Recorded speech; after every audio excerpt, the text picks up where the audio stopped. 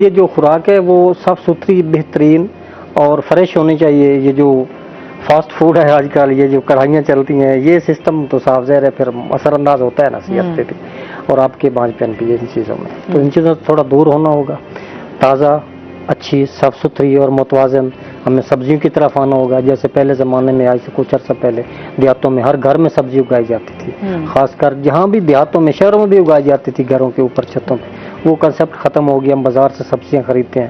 تو میرے خیال میں یہ بڑی وجوہات ہے. غذا کو بہتر کرنا ہوگا، اس لیے پھر یہ اس کی ریشو اچھی ہو جائے گی.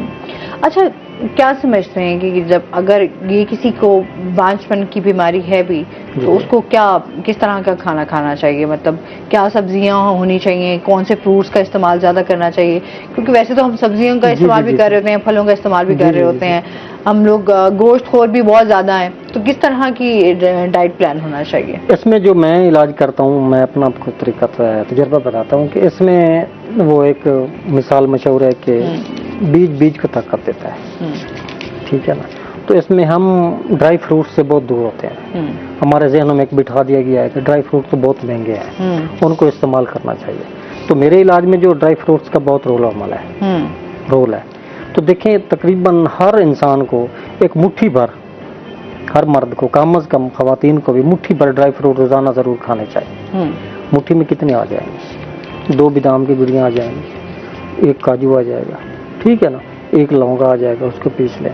2 مونگ پھلی کے دانے آ جائیں گے، 1 آدھا اخروٹ آ جائے گا. تو یہ ٹوٹل اتنی کاسٹ بھی نہیں بنتی. ہم سگریٹ پیتے ہیں، چائے پیتے ہیں اور ایسی چیزیں کھاتے ہیں. اگر یہ اپنی زندگی میں شامل کر لیں ایسی چیزیں، تو میں کہتا ہوں ہم تقریباً 50% اس چیزوں پہ قابو پا سکتے ہیں. جو ہمارے جراثیم خراب ہوتے ہیں، یہ موٹیلٹی نہیں ہوتی، ان چیزوں کو یہ کور کر سکتے ہیں.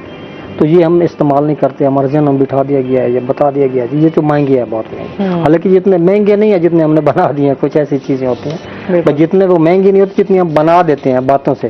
جیسے وہ کہتے ہیں نا، بد سے بدنام برا، تو وہ یہی مقولہ اس پہ نہ فٹ آتا ہے. تو میں کہتا ہوں کہ ڈرائی فروٹ کا استعمال بڑھانا چاہیے.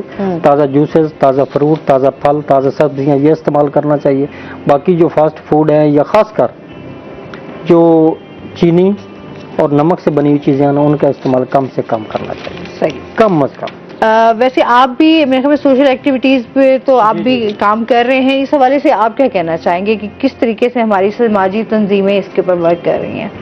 بہبود آبادی کے اوپر جی، یہ جس طرح جبری مشقت کی جاتی ہے بچوں پر، جہاں اگر ہم لوگ یہ اصل میں کام کرنے کا تو حکومتوں کا ہوتا ہے، گورنمنٹ کا ہوتا ہے. کیونکہ گورنمنٹ کے پاس پاور بھی ہوتی ہے، ان کے پاس فنڈز بھی ہوتے ہیں. تنظیمیں اپنے لیول پہ اپنے حساب کے مطابق، اپنے سورس، اپنے فنڈز کے مطابق کام کرتی ہیں. وہ ایک محدود لیول پہ ہوتے ہیں. اصل کام گورنمنٹ کو کرنا چاہیے. جبری مشقت بہت ظلم ہے. دیکھیں بچے پھول ہوتے ہیں، تو پھول کو جب کلیاں نکلنے سے پہلے مسل دیا جاتا ہے، ان کو ایسے کاموں میں ڈال دیا جاتا ہے. ہم نے خود دیکھا ہے، ہم دیہاتی علاقے کے لوگ ہیں، کہ ایک بچہ جو بھٹھے پہ مزدوری کرتے ہیں، بھٹھوں پہ اکثر دیکھیں اینٹیں بناتے ہیں. اتنی گرمی میں، آج کتنا ٹمپریچر ہے، تو اتنی گرمی میں مزدوری کرتے ہیں، وہ تگاریاں اٹھا کے سیڑھیاں چڑھتے ہیں. تو یہ کتنا ظلم ہے. تو یہ نہیں ہونا چاہیے. قانون تو بن گئے ہیں لیکن قانون پہ عمل درآمد کون کرے گا؟ اصل چیز تو لا اینڈ آرڈر ہے. وہ حکومت نہیں کروانا ہے نا، گورنمنٹ نے کروانا ہے. وہ نہ سماجی تنظیمیں کروا سکتی ہیں، نہ کوئی